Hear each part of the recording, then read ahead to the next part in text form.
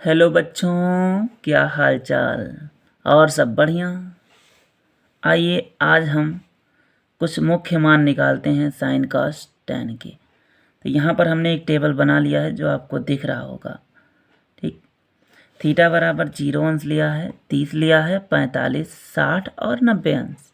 इनको हमने रेडियन में बदल लिया। रेडियन में बदलने के लिए पाई बटा 180 से गुणा करना पड़ता है, या तो 0 का तो 0 ही रहेगा। 30 अंश को π/6 लिख सकते हैं, 45 अंश को π/4, 60 अंश को π/3 और 90 अंश को π/2। अब इसके लिए हम ट्रिक लगाते हैं, रटेंगे नहीं, बिल्कुल रटना नहीं है, ट्रिक से सारी चीज़ें फाइंड आउट करेंगे। तो यहाँ पर हम 0 से लेकर आगे गिनती लिखना शुरू करते हैं। सबसे पहले 0, 0 के बाद 1, फिर 2, 3 और 4। ठीक, फिर सब में हम 4 से भाग दे देते हैं।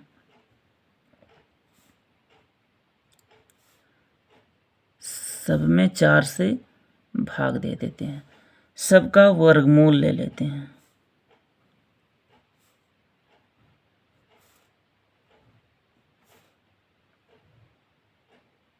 ठीक, इतना काम किया। अब इसको हल करने पर जो वैल्यू आएगा वो साइन का होगा। साइन 0 का आएगा, साइन 30 का आएगा, साइन 45 का, साइन 60 का और साइन 90 का। यहाँ लिखते हैं इसको हल करने के बाद। अच्छा, जब हम इसको हल करेंगे तो 0 बटा समथिंग क्या होगा? 0 बटा समथिंग 0 होगा और समथिंग बटा 0 अनंत होगा। तो यहाँ से आ गया साइन 0 की वैल्यू 0। 1/4 कर वर्गमूल लगा है, तो इसको जब फाइंड आउट करेंगे 1 का वर्गमूल 1 होगा और 4 का वर्गमूल 2 हो जाएगा। साइन π/6 की वैल्यू कितना? 1/2। ऐसे इसको देखेंगे तो यहाँ 2 से 2 कट गया, 2 से काटेंगे तो यहाँ 2 आएगा और 1 का वर्गमूल कितना हो जाएगा? 1 हो जाएगा। और 2 का वर्गमूल नहीं ज्ञात किया जा सकता, तो 2 का वर्गमूल लिख दिया। तो यहाँ साइन 45 अंश की वैल्यू 1/√2। यहाँ इसको हल करते हैं तो √3 का वर्गमूल नहीं ज्ञात किया जा सकता, √3 और 4 का वर्गमूल 2। ठीक, ऐसे इसको देखेंगे 4 से 4 कट गया, 1 का वर्गमूल 1 होगा। अब कास को देखते हैं। कास में ट्रिक की कोई ज़रूरत नहीं है। अगर हमको साइन की वैल्यू पता है तो पीछे से लिखते हुए चले आएंगे। जो साइन 90 की वैल्यू होगी वो कॉस 0 की होगी, पीछे से लिखना शुरू करेंगे। जो कास 60 की होगी वो जो साइन 30 की होगी वो वैल्यू जो साइन 60 की वैल्यू होगी वो कास 30 अंश की वैल्यू होगी।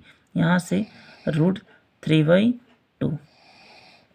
जो साइन 45 अंश की वैल्यू होगी वो कास 45 अंश की वैल्यू होगी।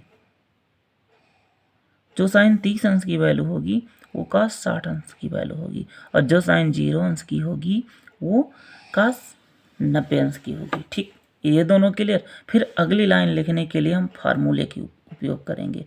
हमको फार्मूला पता है, tan बराबर होता है साइन अपॉन कॉस। होता है कि नहीं होता? आप पढ़े कक्षा 11 में पढ़े, 9 में भी पढ़े होंगे, 10 में भी पढ़े होंगे। tan थीटा बराबर होता है sine theta upon cos theta. तो साइन की वैल्यू और कॉस की वैल्यू हम दोनों की रखते हैं।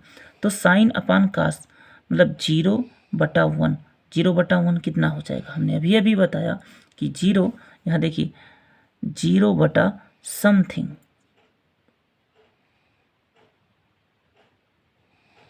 कितना होता है? 0 और समथिंग/0 अनंत होता है। तो यहाँ से 0/समथिंग है तो ये कितना हो जाएगा? 0। यहाँ से 1/2 बटा √3/2, 2 से 2 कैंसिल आउट हुआ तो यहाँ कितना मिलेगा हमको? 1/√3। ठीक, 30 अंश की वैल्यू 1/√3।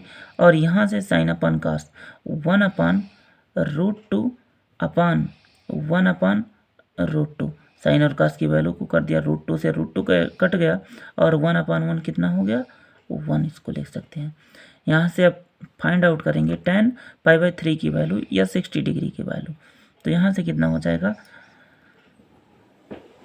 √3/2 अपान का 1 अपान का 2, 2 से 2 कैंसिल आउट हो गया और यहाँ कितना आ गया √3 और यहाँ पर 1 अपान 0 हो जाएगा। हमने अभी अभी बताया 0 समथिंग अपान 0 कितना होता है, अनंत होता है। अब फिर कॉट की वैल्यू लिखने के लिए हम बिल्कुल इसी का उल्टा करते आएंगे जैसे हमने साइन और कॉस में किया था। तो यहाँ से सबसे पहले कॉट 0 अंश का क्या हो जाएगा, अनंत, फिर √3, फिर 1, फिर 1 अपान √3, फिर 0। अब सेक की वैल्यू लिखने के लिए हमें पता है फार्मूला सेक बराबर होता है 1 अपान cos थीटा। तो यहाँ से 1 अपान करके इसको लिखते हैं 1 अपान 1, cos 0 अंश की वैल्यू 1 थी तो 1 अपान 1 लिख दिया तो ये कितना हो गया 1 हो गया। ठीक, और जब इसको पलटेंगे cos 30 अंश को पलटेंगे तो ये हो जाएगा 2 अपान का √3, 2 अपान का √3। फिर इसको जब पलटेंगे तो ये हो जाएगा √2। ठीक, इसको पलटेंगे तो कितना हो जाएगा 2 हो जाएगा। इसको पलटेंगे 1/0 और 1/0 का मतलब अनंत। ठीक, अब फिर इसको पीछे से लिखते चले आएंगे जैसे हमने साइन कॉस में और टेन कॉट में किया, सेम उसी प्रकार सेक और कॉसेक में करेंगे। सबसे पहले अनंत,